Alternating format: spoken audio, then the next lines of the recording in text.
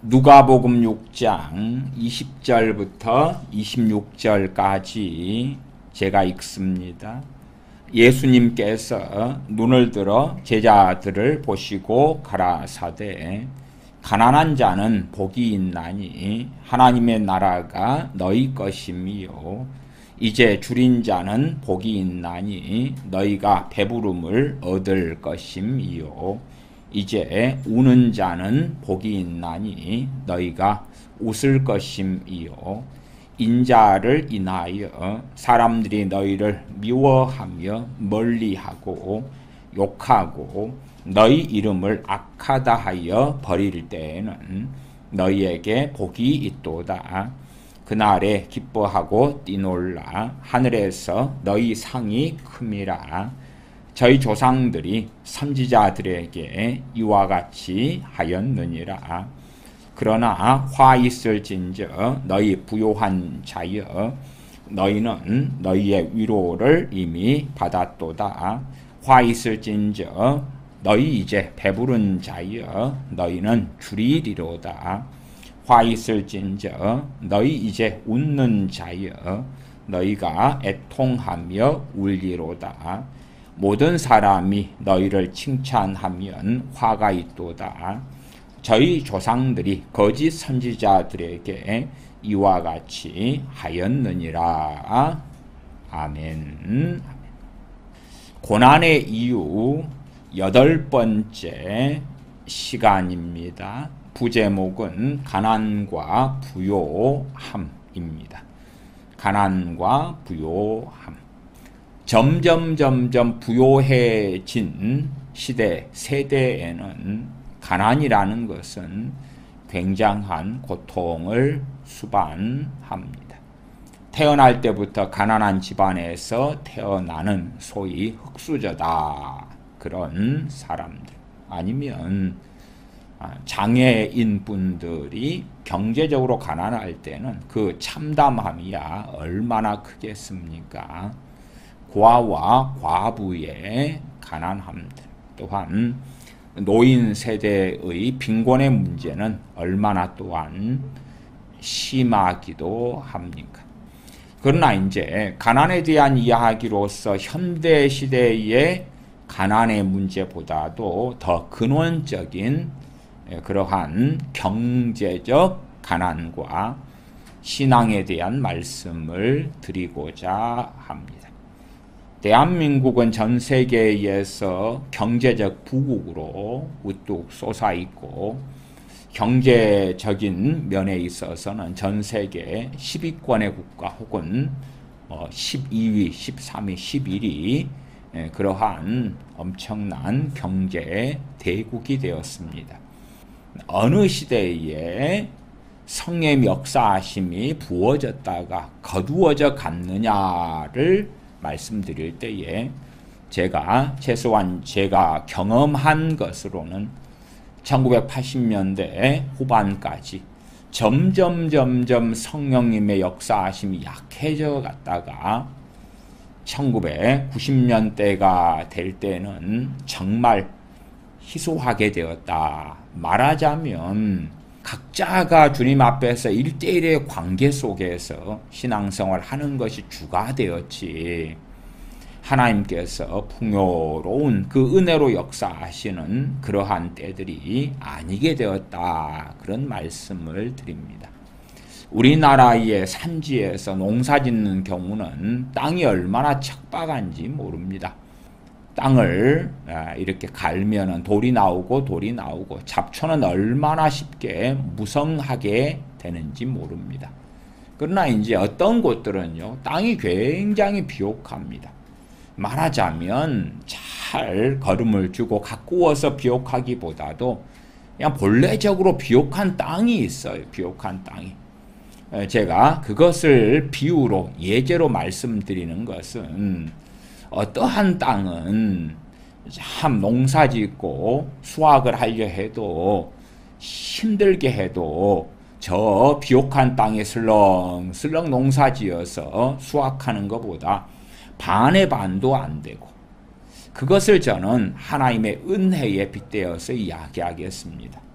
하나님의 은혜의 이른 비가 내리고 늦은 비가 내리고 때에 따라서 하나님께서 좋은 기후, 좋은 일기, 좋은 환경을 주시고 그래서 아름다운 결실을 하는 걸로 말씀드릴 때에 대한민국의 이야기라면 최소한 이 대한민국 조선시대까지 그렇게 거슬러 올라가지는 않겠습니다.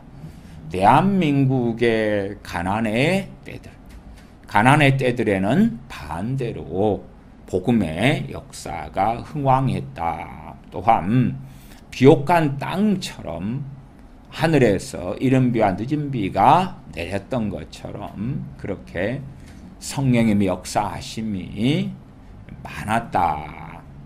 그러나 이제 점점 대한민국이 전반적으로 산업화가 되고 부요함으로 달려가면서 성령님의 역사하심은 점점 약해져 갔고 이 대한민국에서의 하나님의 은혜의 부어주심은 소멸되어져 갔다.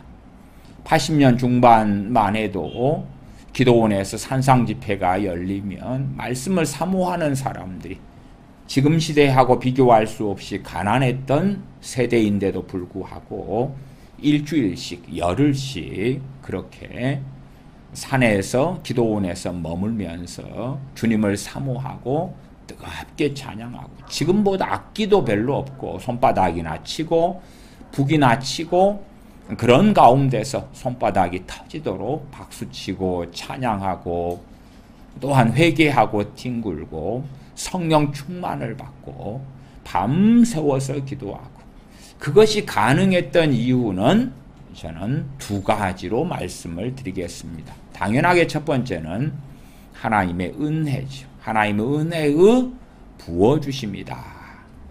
두 번째는 주님께서 말씀하신 복과 관련이 있는데 오늘 본문 누가복음 6장 20절입니다. 20절 예수님께서 눈을 들어 제자들을 보시고 가라사대 때 가난한 자는 복이 있나니 하나님의 나라가 너희 것이며 가난한 자는 복이 있나니 하나님의 나라가 너희 것이며 여기에서의 가난은 실제적인 가난을 이야기합니다. 영적인 것을 이야기하는 것이 아니라 현실 세계에서 가난한 것을 이야기합니다. 물론 이제 극단적으로 누가복음 6장 20절의 말씀을 가지고 가난한 사람은 다 하나님의 나라를 얻게 되네. 가난한 사람들은 다 천국 가. 그러면 말이 안 되죠. 가난한 사람들이 예수님도 안 믿는데 가난하다는 이유 때문에 하나님의 나라를 얻게 되고 예수님도 안 믿는데 거듭나고 그럴 수는 없잖아요. 그렇게 성경을 해석하는 사람들은 정말 정신 나간 사람들이 될 것입니다. 이 실제적인 가난에는 하나님의 복이 있다. 하나님의 복이 있다. 실제적인 가난에는 하나님의 복이 있다.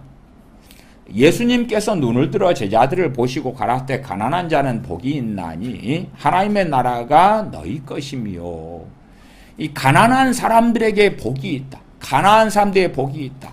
자, 그러면 가난이라는 것이 정말 고난인데 그래서 젊은 친구들이 가난하면 부모도 많이 원망하고 환경도 탓하고 왜 나는 돈이 없어서 저 서울에 아파트 하나 못 사나?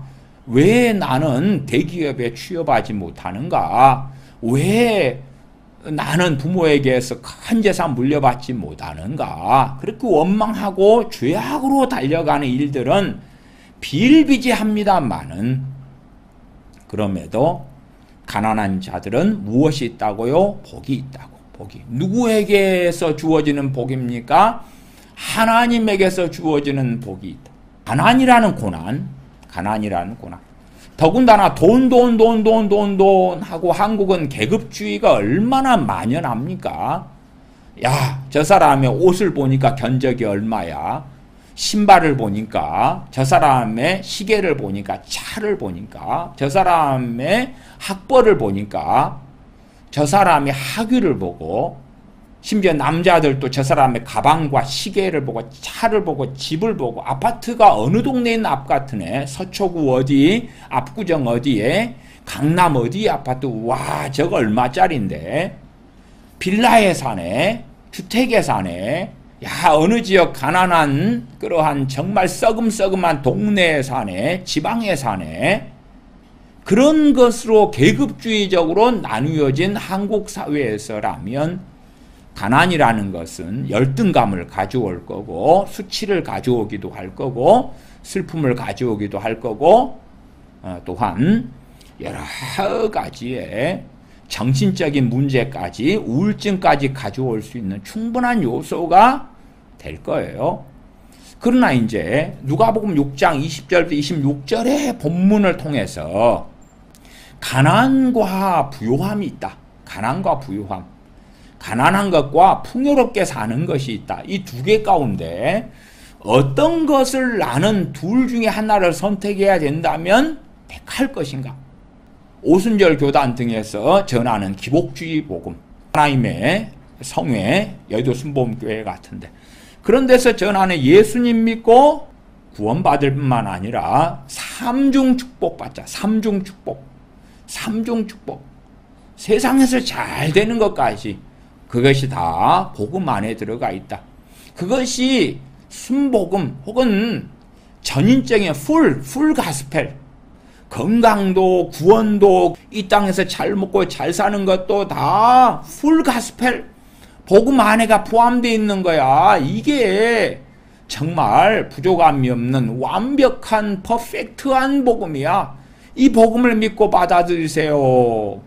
그러한 전도가 지금도 제3세계에서 되면서 많은 사람들이 어쨌든 예수님을 믿는다. 그리고 나오고 있는 현실이 되기도 해요. 물론 제3세계에서 더 활발하게 그 기복주의 복음을 전할 때에 사람들이 반응하는 건 사실입니다만은 저는 가장 근원적으로는 제3세계의 나라들, 국가들, 민족들이 실제적으로 가난함에 처해 있기 때문에 하나님의 복이 있는 상태다.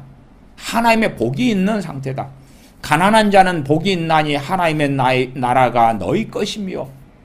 자, 누가 어떤 선물을 준다고 합시다. 이 선물 가져. 근데 받는 사람 입장에서 아이고 나 그거 가치가 없어. 나한테는 쓸모가 없어. 안 받을 거야.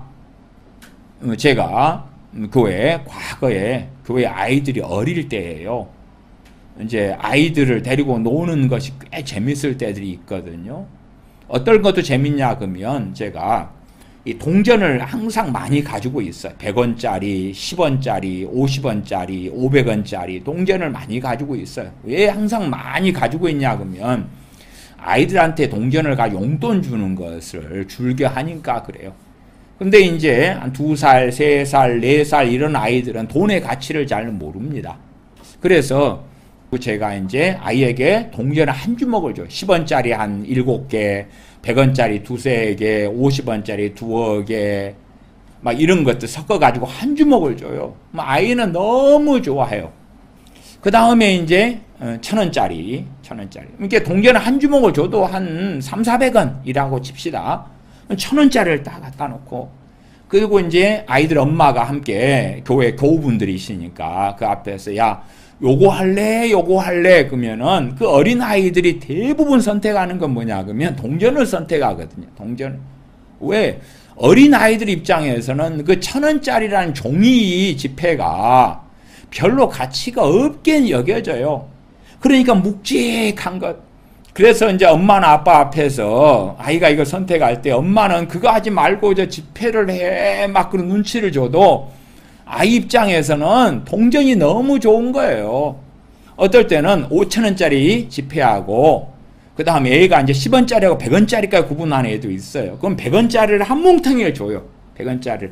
그래서 한 1,300원 이렇게 막 13개를 줘. 그럼 아이들 손은 작으니까 그냥 잔뜩이거든요. 그거다 5,000원짜리 하면서 어느 거 할래? 그거 이제 주로 이제 엄마나 아빠가 눈치 주는 것을 못 보게 해. 그 가운데 이제 선택을 하게 할 때 거의 예외 빼놓고는 다 동전을 선택해요. 그리고 이제 웃지요. 그래서 선택한 걸 줘요. 그리고 웃어요. 세상에 눈이 완전히 빠져있고 먹고 사는 것에 완전히 빠져있고 그러면 하나님의 나라 천국이라는 것은 가치가 없거든요.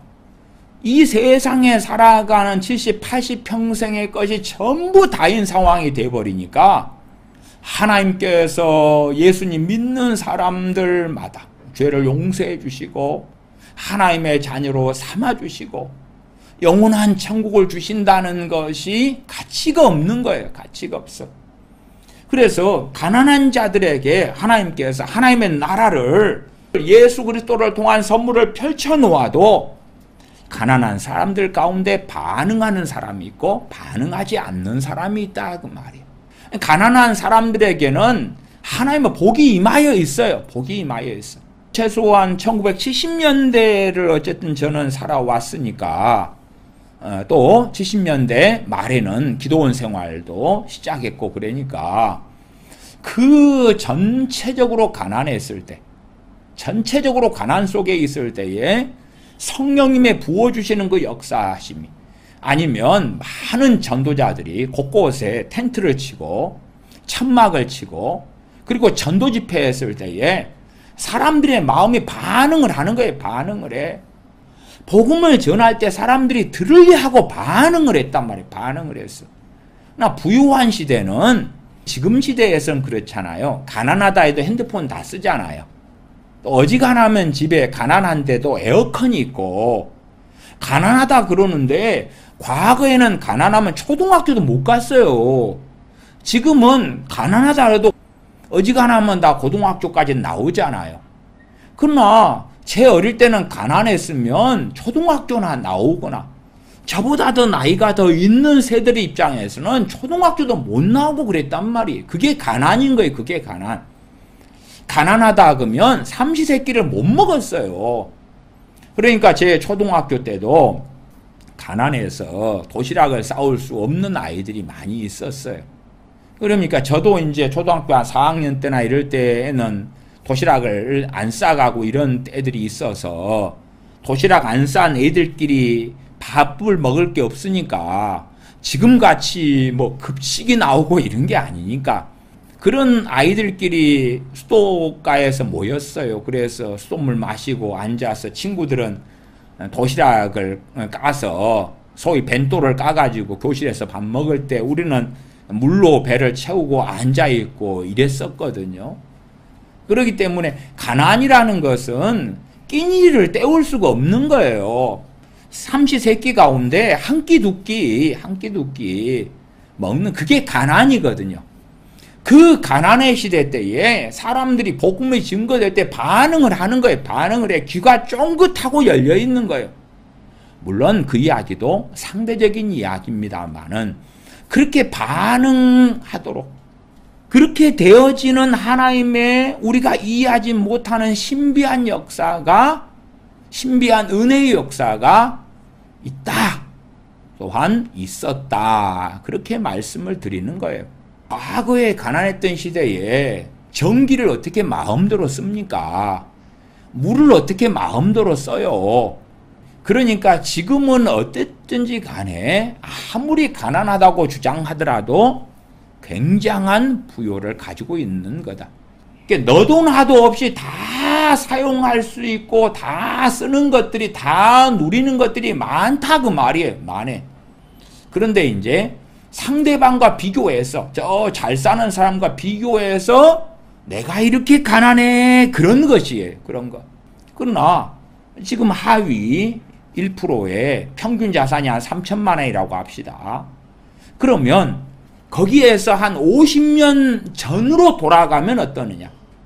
50년 전으로 돌아가서 과연 거기에서의 사람들은 보통 사람들은 자산이 얼마나 있고 경제력이 얼마나 있고 삼시세끼를 어떻게 먹고 살고 옷은 어떻는가? 제 어릴 때는 계속하여 옷이 찢어지고 끄면 꿰매고 천을 가지고 이렇게 또한 옷을 가지고 이렇게 자르고 저렇게 자르고 이불도 이리저리 기우고 구멍나고 빵끈하면 천을 갖다가 해서 바느질 해가지고 구멍난 옷을 메워가지고 양말도 끼고 꿰매고 크게 구멍 났으면 천으로 오려가지고 그 위에 덧대가지고 그렇게 하는 게 일반적이었다 그 말이. 그게 가난인 거예요. 가난. 그게 가난인 거예요. 가난이라는 것은 삼시세끼 때우기도 어렵고 그래서 가난한 자들에게 하나님 주신 복이 있어요. 그 복이 눈에는 안 보일지 몰라도 가난한 자는 복이 있나니 하나님의 나라가 너희 것이며 주 예수 그리스도를 통한 구원의 복음이 제시되어 있고 물론 그 복음이 증거될 때에 가능할 베이스적인 어떤 은혜가 임해 있는 것을 이야기하는 거예요. 신비적인 이야기니까. 가난하다 해서 무조건 복음을 듣고 반응하게 되고 그런 건 아니올지다마는 그러나 가난한 자는 복이 있나니 그 다음에 하나님의 나라가 너희 것이미요가 이 가난이 심령의 가난으로 이어진다면 그렇다면 진실로 하나님의 나라를 유업으로 받게 될 것이다. 그러나 부자인 사람, 부요한 사람 그런 사람은 24절에 화가 있다. 그러나 화 있을진저 너희 부요한 자여 너희는 너희의 위로를 이미 받았도다. 부요한 사람들, 부자인 사람들 그것도 제가 상대적이라고 말씀을 드렸어요. 대한민국에 내가 중위소득을 가진 사람이야. 나 중간밖에 못 가. 줄 세웠을 때 중간밖에 못 가. 그런 사람이 아프리카 우간다에 간다고 합시다. 그 재산을 가지고 우간다에 가면 그 사람은 아니면 저 이디오피아에 방글라데시에 가면 그 사람은 어느 위치일까? 그러니까 항상 대한민국 사람들은 대한민국 안에서 우물 안에서 네가 높냐 내가 높냐 내가 낫냐 어쩌냐 저쩌냐 하는 것처럼 또 평균 올려치기도 엄청 많이 한단 말이에요. 누구나가 다 오마카세 가고 1년에 몇 번씩 해외여행 가고 누구나 다 인서울 대학 출신인 것 같고 누구나 다 대기업에 다녀야지만이 기본이 되는 것 같고 그런 평균 올려치기가 엄청 강하잖아요. 그러니까 상대적 박탈감도 굉장히 크단 말이에요.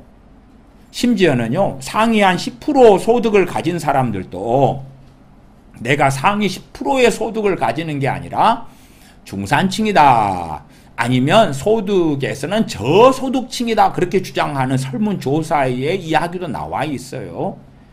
그래서 가난하다 부유하다의 기준은 각 사람들이 느끼는 것하고는 다르다. 느끼는 것하고는 다르다. 그 다음에 대한민국 안에서의 객관적 지표하고도 다르다. 너희 부요한 자여 하나님 보실 때 그렇죠. 너희 부요한 자여 그 사람들에게 하나님은 무엇이 있다 그랬습니까? 화가 있다. 그러니까 고난도요. 하나는 부유한 자에게는 화가 있다 그러니까 고난이 있는 거 아니에요. 고난. 화잖아요. 화. 재앙 화자잖아요. 이것이 이제 육체적으로 한다면 부유하니까 돈이 있고 가지고 싶은 걸 가질 수 있고 사고 싶은 걸 살 수 있으니까 복된 것 같은데 이것이 하나님 앞에서는 이게 화가 있는 거다. 가난이라는 것이 이것이 실제적으로는 삼시세끼 못 때우고 옷도 제대로 잘 못 입고 잠자는 집도 볼품이 없는데 하나님 편에서는 그러한 자들에게 복이 있다. 이게 고난이 있는데 복이 있고 그냥 전 세계 사람들이 전부 다 하나님 주시는 어떤 물질적인 풍요 속에 산다면 소돔과 고무라가 하나님의 진노를 받아 멸망받았던 것처럼 그런 결과가 쉽게 나올 것이다.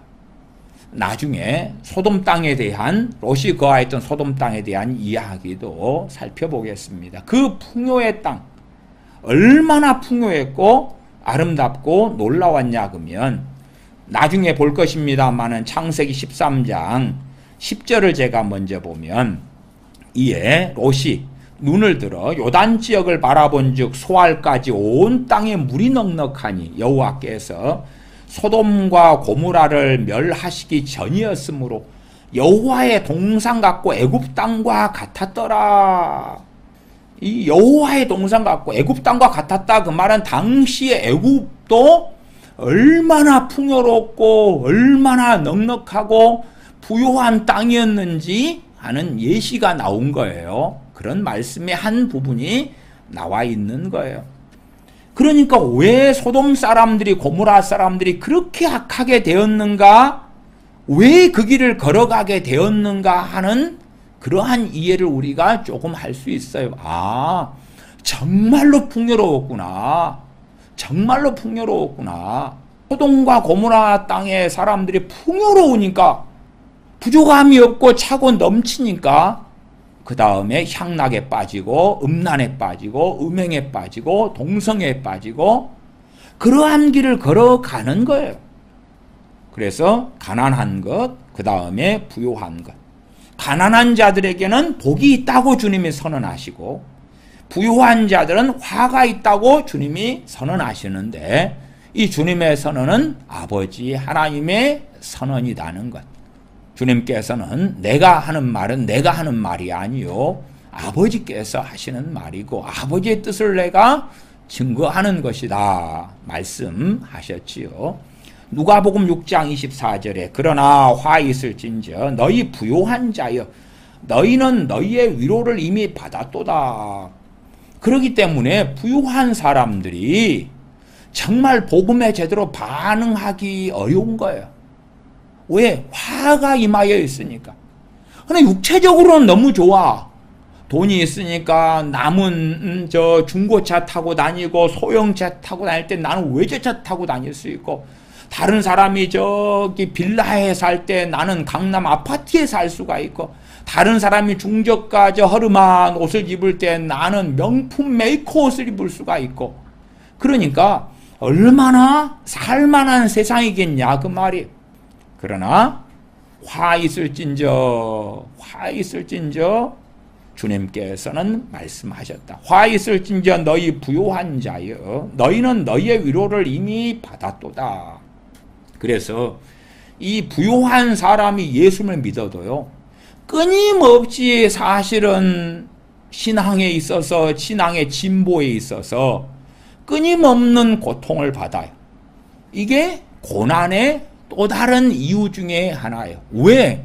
화가 있기 때문에 돈이라는 게 풍요라는 게 옆에가 있기 때문에 그래서 사실은 돈이 넉넉하다 그러면 하나님 의지하고 하나님 찾을 일도 많아요? 적어요?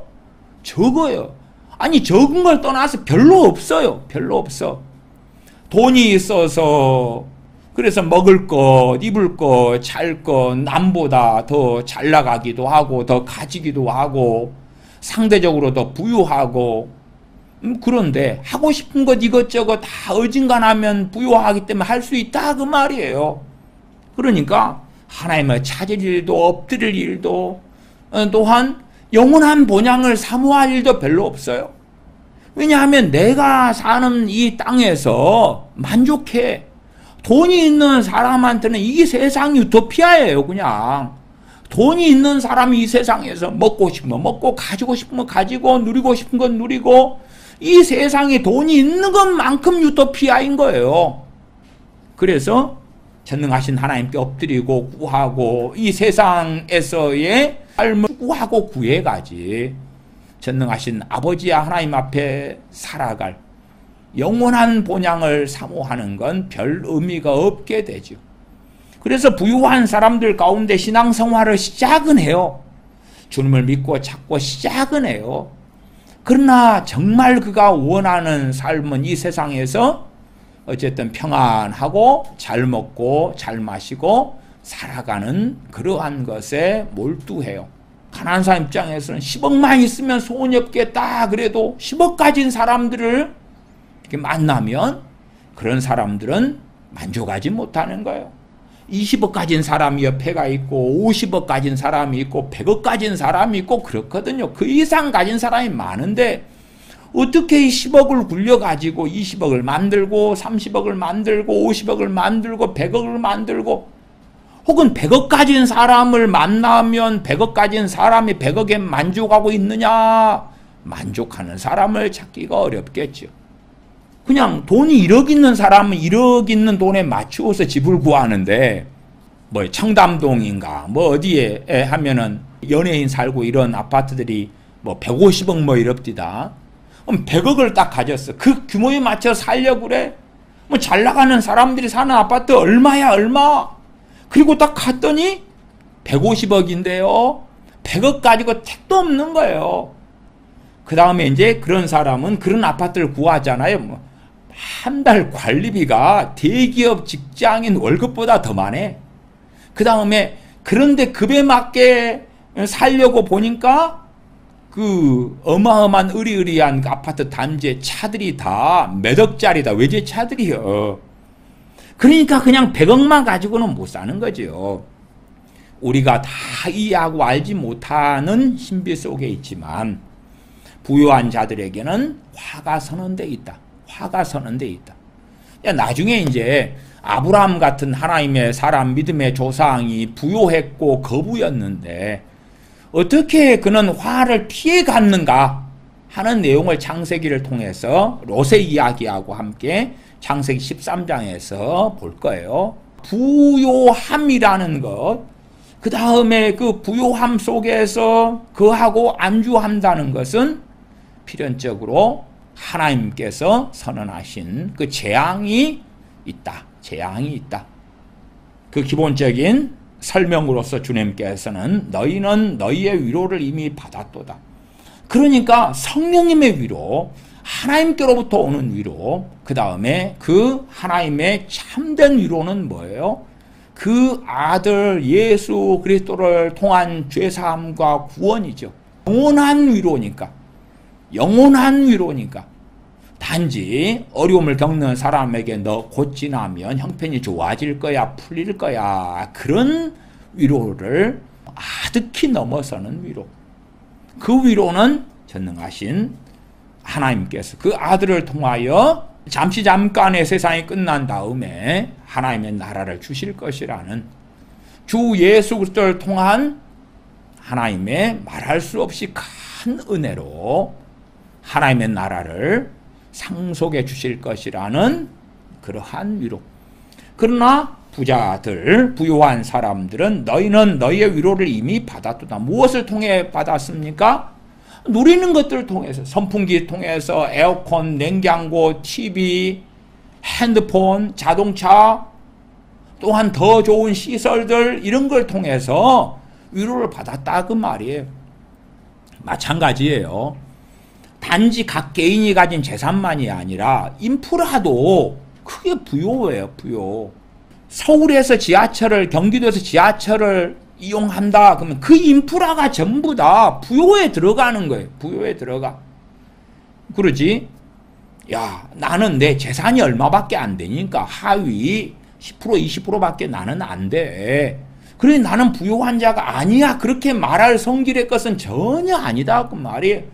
우리는 좋은 도로를 이용하고 가로수길을 이용하고 또 아름다운 경치 경관들을 우리가 어디 산에 가서 어디 들에 가서 수궁 돌담길에 무료로 다 이용하잖아요.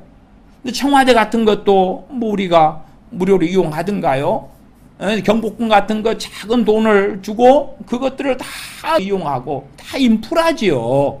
그런 것들. 국립공원들은 입장료도 다 무료 아닙니까? 그런 것들도 다 부요의 의미에 들어가는 거예요.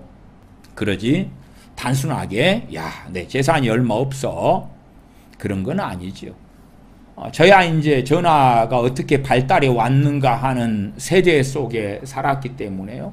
본래가 집전화가 없는 때 전혀 전화기하고 상관없는 시대에 살았고 그 다음에 이제 공중전화가 나오고 집전화가 나오고 그전엔 전보였어요. 전보. 제 선친께서 82년에 돌아가셨는데 전화기가 없으니까 전보로 받았잖아요. 아버지 돌아가셨다는 소식을 전보로 제가 집에 있는데 제가 그 전보를 받았거든요. 제 부친 이름 나왔고 사망했다고 그냥 작게 그냥 요즘으로 한다면 상상도 안 되죠. 다 무료 카톡이나 뭐나 왓츠앱이나 쓰고 이런 상황인데 과거에는 그랬어요. 그래가지고 전화기 나오고 그 다음에 시외전화 걸려면 도시를 넘어가면 돈이 훨씬 비쌌고 그런 시대. 삐삐가 나오고 폴더폰 그 다음에 LT폰이 나오고 막 이렇게 되는 이 발전의 과정 속 그러니까 얼마나 우리가 아무리 가난하다 해도 핸드폰을 사용하고 있다는 자체부터가 상당한 부요 속에 우리는 들어가 있고 그것을 누리고 있는 그런 것. 말하자면 세상의 위로를 우리는 받고 있는 거죠. 그 핸드폰을 통해서 유튜브 보고 싶은 걸 보고 쇼츠 영상을 보고 짤을 보고 세상의 위로를 나는 충분히 받고 있는 거예요.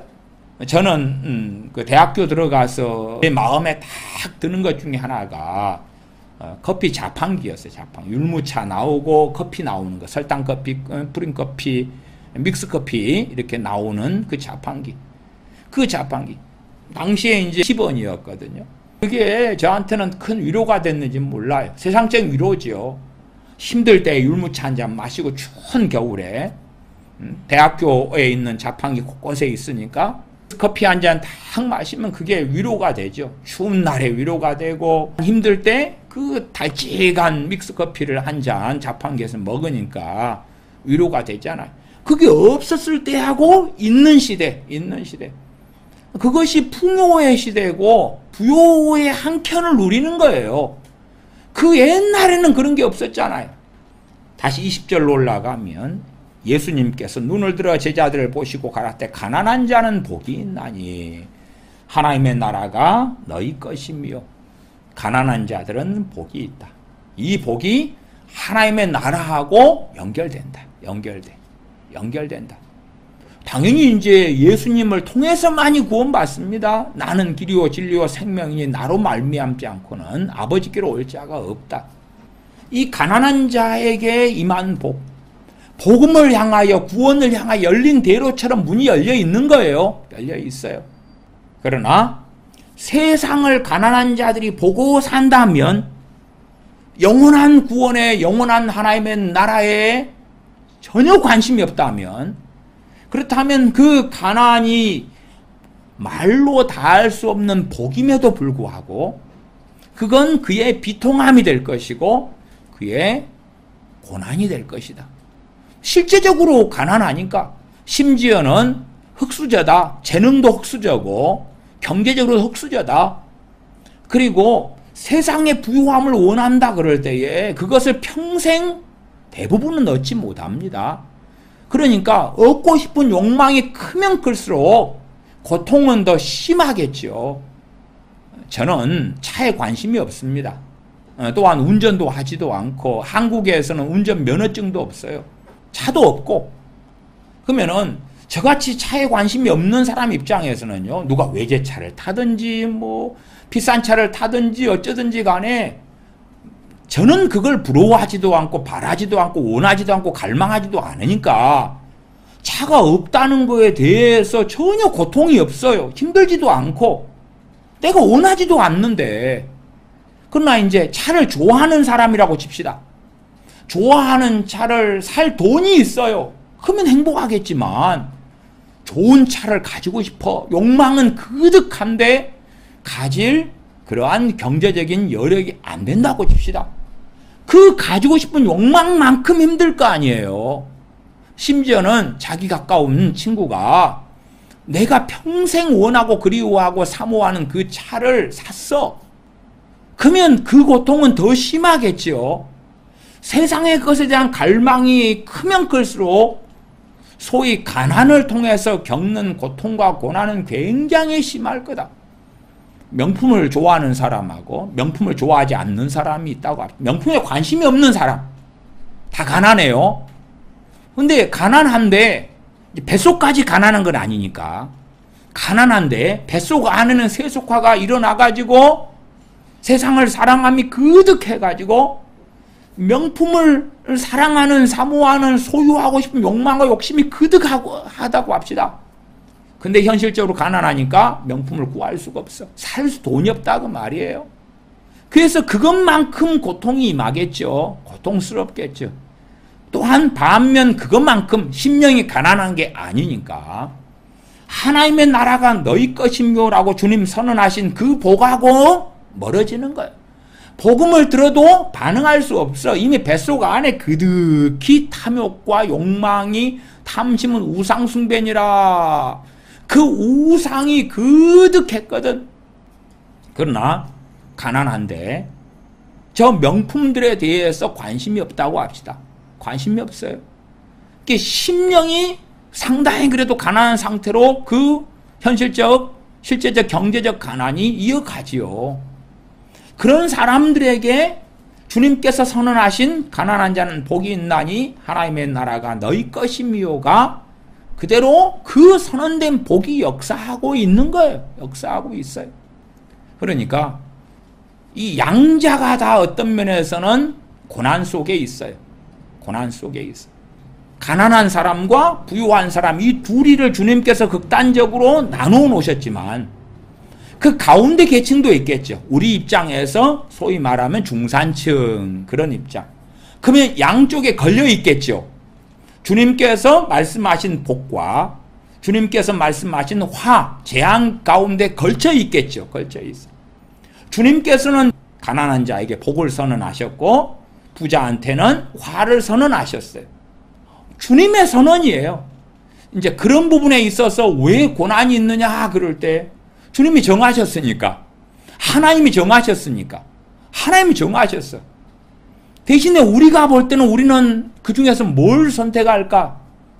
부요를 선택해가지고 그래서 부자가 되면서 하나님 앞에서 은혜도 누리고 깨어있고 그러면 좋겠지만 그것은 이상향일 뿐이고 내가 부요를 선택하고 그다음 부자가 되어 산다고 가정할지라도 신앙생활은 가난한 사람들이 주님 믿고 정로를 걸어서 주님을 섬기는 것보다 심지어 100배, 1000배도 신앙생활이 훨씬 더 힘들 수 있다.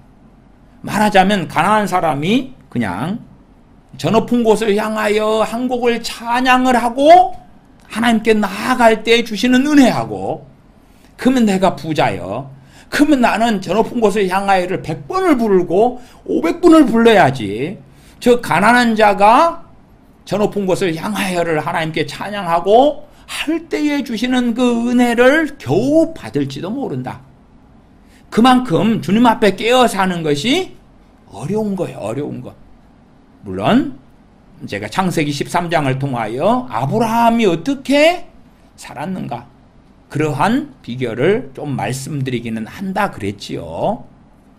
마찬가지로 우리가 욥기에서 욥이라는 그 거부인 하나님의 사람이 그 재산을 하나님이 그 사단 마귀가 역사하는 걸 허락하심으로 그 재산이 다 사라졌음에도 불구하고 욥이 그 재산 사라진 것 때문에 비통하고 애통해야 하지는 않습니다.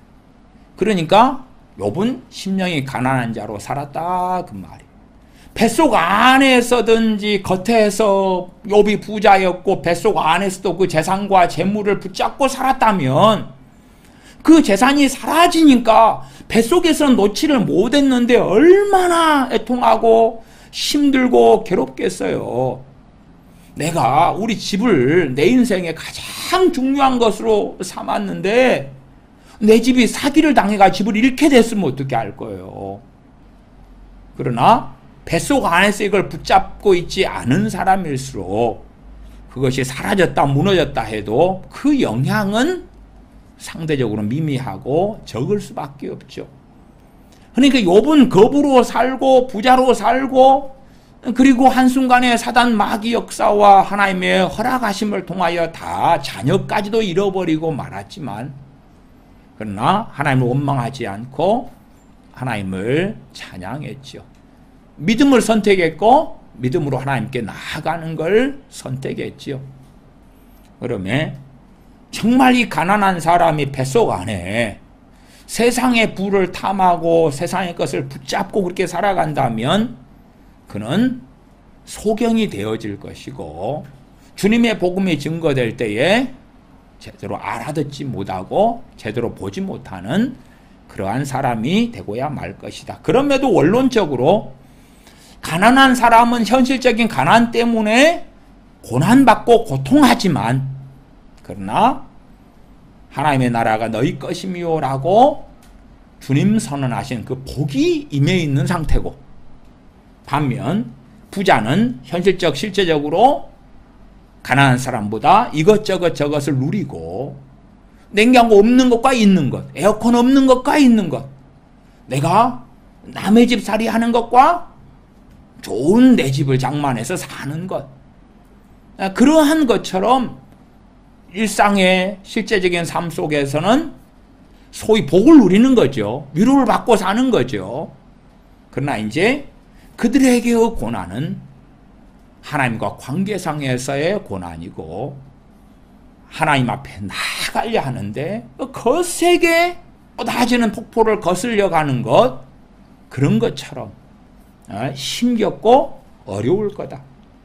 고통스러울 거다. 그렇기 때문에 양자의 사람들의 고난의 방식이 다르다. 우리에게 너희는 뭘 선택할래? 그러면은 물질 만능주의에, 황금 만능주의에 빠져 있는 사람들은 이 부요한 걸 선택하겠죠. 그리고 자신에 대하여 과대 망상에 빠지고 확신에 차가지고, 나는 부자이면서도 믿음 좋은 것을 유지할 수 있어? 부자인데도 돈 안 사랑하고 세상 안 사랑하고 주님 사랑하고 그렇게 살 거야 하는 망상 속에 빠질 수 있겠지요. 어떤 하나님의 사람은 그렇게 기도하지요. 하나님, 나로 부하게도 하지 마옵시고 나로 가난케도 하지 마옵소서. 정말 그 부요함을 원하지 않지. 내가 가난해서 주님 믿어서 구원받았어요. 왜? 그 복이 임하여 있으니까. 그 다음에 주님의 은혜 주시고 하나님의 사랑하셔서 어느 정도의 재산까지는 쌓았어요. 거기에서 이제 정말 부자라고 소리 듣는 길로 갈 것이냐? 그럴 때 그까지는 안 됩니다. 그까지는 안 돼요. 그까지는 나는 감당할 수 없어요. 우리가 돈이 1,000만 원을 내 호주머니에 가지고 있을 때 생각하는 것하고 돈이 내 호주머니에 10억이 가지고 있을 때 생각하는 것이 어찌 같겠어요? 1,000만 원이 내 호주머니에 1,000만 원밖에 없다 그러면 어디에 뭐 집을 사고 땅을 사고 뭐 상상을 안 하겠죠. 그러나 이제 서울은 몰라도 지방에서 내가 10억이 있다. 그럼 지방에서는 어지간한 아파트 살 수가 있어요. 지방은. 소도시는 더 그렇고요. 시골은 말해서 뭐 하겠어요? 뭐 10억이 있다 그러면 이 땅을 살까? 이 집을 살까? 야, 저 전원주택이 1억 5천에 나왔던데 저거 살까? 저 바닷가에 저 집 전망 좋고 이쁜데 저거 3억밖에 안 한대. 저걸 살까? 그럴 수 있잖아요. 그렇게 마음이 나누이게 되지만 1,000만 원밖에 없다 그러면 지금 사는 데서 자족하고 만족하고 머무르고 딴 생각할 필요가 없겠죠. 나 뱃속이 이제 세상에 대한 열망으로 가득하다면 10억 가진 사람이 얼마나 부럽겠어요. 나도 저 10억이 있어가지고 지방 소도시에서 저 아파트를 살까? 저 집을 살까? 저 땅을 살까? 나도 그러고 싶어.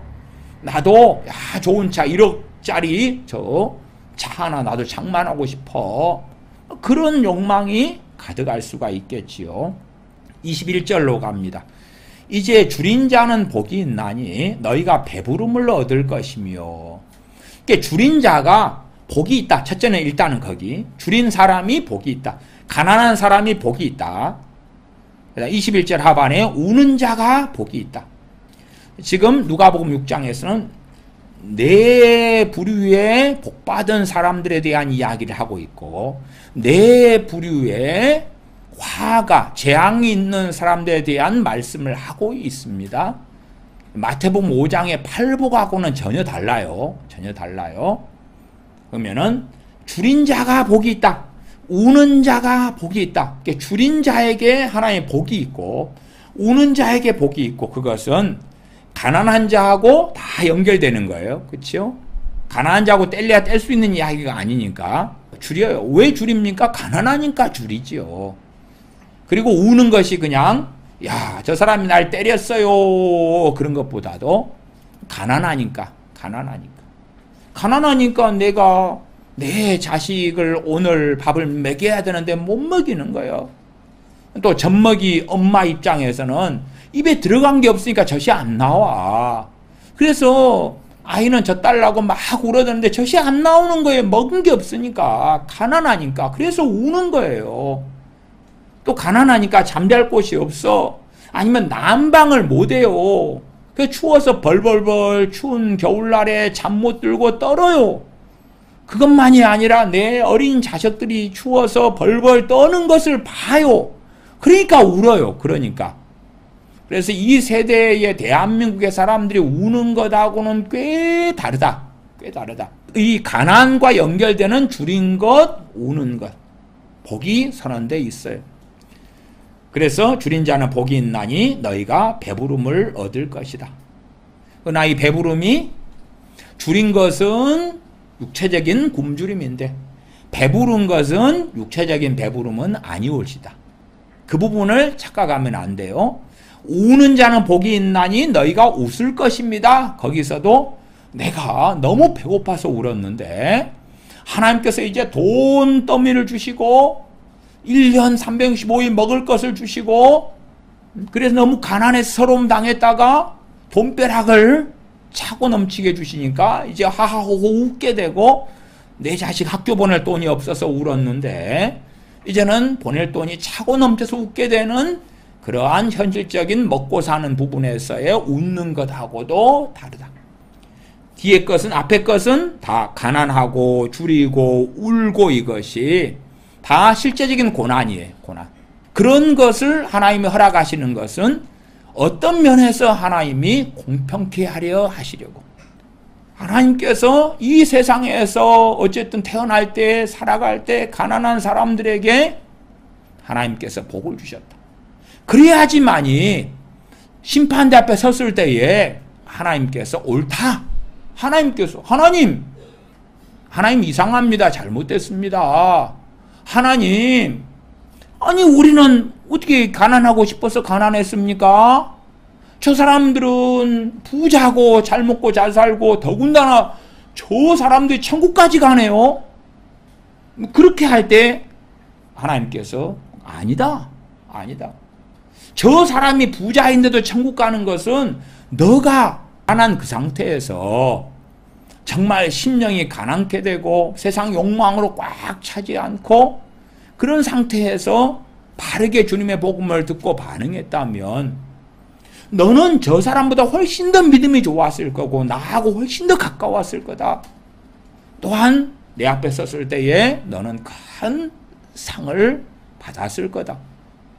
저 사람이 부자이면서 주님 믿고 천국 가는 저 사람이 정말 그 믿음을 유지하려고 얼마나 악다구니를 쓰고 발부둥을 치고 애통하면서 내게 엎드렸는지 너가 아느냐?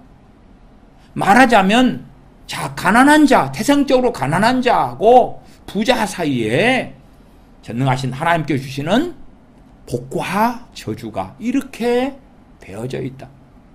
이 누가복음 6장의 말씀을 가지고 심판대 앞에서 하나님은 자신을 변호하실 거다 그 말이. 우리 주님께서 명확히 내가 이렇게 이야기했지 않냐고 백보자 심판대에서 주님 불공평합니다 라고 외치는 가난한 사람들에게 혹은 제3세계 사람들 주로 개발도상국, 후진국 가난하잖아요. 그런 사람들 가운데 다수가 불공평합니다. 저 선진국 사람들 있잖아요. 저 잘 먹고 잘 사는 복지국가들 있잖아요. 우리는 왜 이리 가난하고 평생 가난을 못 벗어나요? 대대 자자손손을 이어서 가난하고 가난해요. 그럴 때 주님께서는 너희들에게 이렇게 복이 주어져 있었노라고. 이렇게 주님께서 친히 복을 선언하셨고 이 복이 어떻게 되어져 있었노라고 그들의 영적인 눈을 열어서 명확하게 보고 알고 깨닫도록 하셔서 심판을 받을 때에 주님이 오르십니다. 주님이 맞습니다. 우리는 소경되고 눈이 어두워져서 우리가 볼 때에는 세상에서 잘 먹고 잘 사는 게 더 복이고 더 좋은 것인 줄 알았는데 잠시 잠깐의 인생이 지난 다음에 주님의 심판대 앞에 섰을 때에 가난함으로 인한 고난 속에 있지만 그러나 부요하기 때문에 받고 있는 이 하나님의 하나님의 재앙에 비추어 보면 눈이 열린, 또한 영안이 열린 그런 우리로서는 진실로 가난한데 하나님의 복이 임하여 있는 그걸 선택하겠습니다. 하나님께서는 그런 부분에서의 참 놀라운 비밀과 신비 중의 하나인 공평하심이 여기에 있다. 22절로 갑니다. 인자를 인하여 사람들이 너희를 미워하며 멀리하고 욕하고 너희 이름을 악하다 하여 버릴 때에는 너희에게 복이 있도다. 그날에 기뻐하고 뛰놀라 하늘에서 너희 상이 큼이라. 저희 조상들이 선지자들에게 이와 같이 하였느니라. 인자를 인하여 사람들이 너희를 미워하며 멀리하며 욕하고 내가 주님을 믿어요. 믿는데 정말 역사적으로 긴 세월 시대 동안에는 주님 믿는 사람은 까닭없이 미움을 받아왔다. 그 말이. 왜 고난이 있습니까? 그럴 때 세상이 너희를 미워하리라. 첫 번째 말씀. 또한 이 세상 임금이 사단 마귀다고 요한 1서에 언급하고 있는 본문도 함께 살펴보았습니다. 그러니까 세상이 우리를 미워할 때에 그건 이상한 일이 아니다. 그걸 이상하게 여기지 말아라. 또한 베드로 사도를 통해서 말씀했지요. 이 불시험을 너희가 당할 때 이상히 여기지 말라고. 이상한 게 아니다. 믿는 사람에게 불같은 시험이 있는 건 상식이다. 상식. 기본이다. 기본. 그래서 우리가 이 불같은 시험을 안 겪고 안 당하는 사람들은 그냥 예외적인 것을 경험하고 있는 것이에요. 이 풍요의 시대도 소위 그렇게 이야기하십시다. 핸드폰을 누구나 쓰고 가지고 있는 시대가 하나님께서 아담과 하와를 창조하신 그 이후로 과연 몇 년이나 됐습니까? 그러니까 어리석은 사람들은 태어날 때부터 핸드폰을 가지고 살고 죽을 때까지 그렇고, 그러니까 인류 역사 가운데 자기 관점에서는 항상 사용했어서 그 망상을 할 수가 있겠지요만은, 그러나 중년의 세대만 되어도 그러지 않잖아요. 잠깐이에요. 잠깐이. 그렇기 때문에 어느 나라, 어느 민족에서 주님을 믿는다는 이유 때문에 미움을 안 당하고 멀리함을 안 당하고 욕을 안 당하고 악하다고 안 하고 버림당하지 않고 그러한 이 짧은 세대를 어느 나라 어느 곳에선 살아요. 그러나 이제 상당히 긴 시대와 세월 동안에는 주님 믿는 사람들이 주님 믿는다는 것이 알려진 다음에는 세상 사람들에게서, 심지어 가족에게서, 형제에게서, 부모에게서 미움당하고 멀리하고 욕을 당했다. 그런 사람들이 주님 앞에 섰을 때에 복을 받을 것이다. 그 큰 상을 받을 것이다. 24절 다시 갑니다. 그러나 화 있을진저 너희 부요한 자여 너희는 너희의 위로를 이미 받았도다. 부요한 자에게 하나님께 선언하신 화가 있다. 그러니까 하나님이 선언하셨기 때문에 부요한 자는 그런 부분에서의 고난이 있는 거예요. 고난이. 하나님께 나아가려 하는데 잘 안 되는 거예요. 잘 안 돼. 하나님께 엎드리고 기도하고 회개하고 나아가려는데 잘 되지 않아요. 되지 않아. 어떻게 그런 문제를 풀 것인가, 풀 수 있을 것인가 하는 부분에 일정한 힌트의 부분은 뒤에 본문들에서 조금은 보겠습니다. 25절입니다. 화 있을진저 너희 이미 배부른 자여 너희는 줄이리로다. 돈이 있으니까 배가 불러요. 이 배부름도 육체적인 배부름이에요. 가지고 싶은 거 가지는 거예요. 명품 가지고 싶은 거 가지고 자기 부유함 정도에 따라 들리겠죠. 차 사고 싶을 때 차를 사는 거고요. 재산이 있으니까 자식 대학 보내고 싶을 때 대학 보낼 수 있는 거예요. 지금은 어지간한 사람들은 자식 대학 보낼 수 있는 형편이 됐잖아요. 제 어릴 때는 못 그랬어. 정말 자식 대학 보내려면 그냥 땅 팔고 집 팔고 가난한 사람들은 그래도 될까 말까 그랬어요. 화 있을진저 너희 이제 배부른 자여. 세상적으로 먹고 사는 데서 배부른 걸 이야기하는 거예요. 그런 사람에게 화가 있다. 너희는 주리로다의 선언이 야 너희 부자지 가난하게 될 거야 그런 선언 아닙니다. 너 재산 10억 있지 이제는 돈 1,000만 원도 없게 될 거야 그거 아니에요. 이 세상에서 부요했으니까 하나님 앞에서는 줄일 수밖에 없다 그 말. 줄일 수밖에 없다. 가난하기 때문에 하나님을 찾고 구하는 심령의 가난으로 갔는가, 아니면 가난한데 세상적인 욕망으로 가득해가지고 뱃속은 전혀 가난한 자가 되지 아니하고 마치 출애굽한 이스라엘 백성들이 항상 불평 불만이 가득하고 원망이 가득했던 것처럼 그런 상태로 가고야 말았는가. 그렇다면 그들은 죄를 중히 지고 걸어갈 수밖에 없는 거죠.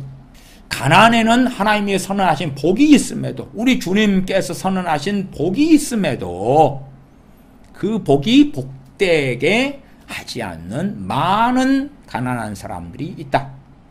부유한 사람들, 부유하니까 배가 부를 거고, 잘 먹고 잘 사고 가지고 싶은 거 가지니까 웃을 거고, 차를 사고 싶으니까 돈이 있어서 차를 사고 웃고, 파티하고 싶은데 돈이 있으니까 파티하고, 해외여행 가고 싶은데 돈이 있으니까 마음껏 가고 웃지요. 너희 이제 배부른 자여 너희는 주리리로다. 하나님과의 관계 속에서, 신앙생활에서, 영적인 세계 속에서 극단적으로는 이것이 어디까지 실행이 될 수 있느냐. 지옥에서. 화 있을진저 너희 이제 웃는 자여 너희가 애통하며 울리로다. 그 애통이 마태복음 5장 애통하는 자는 복이 있다 하고는 전혀 다른 것입니다. 전혀 다른 것이에요. 그 애통하는 사람들은 애통하기 때문에 복을 받고 복이 있기 때문에 위로를 받는 것이고, 여기에서는 너희 웃는 자여, 세상의 쾌락, 세상의 즐거움, 세상의 만족 때문에 웃는 그 사람들, 너희가 애통하며 울리로다. 영원한 지옥에서 애통하며 울기도 할 것이고, 아니면 최소한 복음을 들어도 귀가 닫혀 있어요. 귀가 닫혀 있어도 자기는 아무렇지도 않아. 그러나 이제 나중에 주님의 백보자 심판대 앞에 섰을 때 그 자신의 과거의 삶을 주님이 보여주신다고 합시다. 그러면은 그때에 그걸 내가 50년 전에 복음을 들었을 때에 아무렇지도 않게 들었던 그런 걸 볼 때에 왜 저리 어리석었던 거, 왜 저 복된 기회를 놓쳐버렸던 거. 그래서 고린도전서 말씀에는 세상의 형적은 다 지나갑니다. 너희가 물건이 있으면 물건을 다 쓰지 못하고 하나님께 갈 그 마음, 그 생각, 그러한 가치관, 그걸로 살아야 한다고 말씀하는 거예요. 26절 모든 사람이 너희를 칭찬하면 화가 있도다. 저희 조상들이 거짓 선지자들에게 이와 같이 하였느니라. 사람의 칭찬을 받는다는 건 사람의 종이 된다는 것이고, 사람의 입맛과 비유와 사람들이 즐거워하는 것에 맞추어서 산다는 것이잖아요. 싫은 소리 안 듣는 것이에요. 그렇다는 이야기는 하나님께 기뻐하시는 의의 길과 반대로 걸어가는 거예요. 거짓 선지자들이 이스라엘 백성이 좋아하는 그 말들을 해주었죠. 해주었어. 그러니까 사랑을 받는 거예요.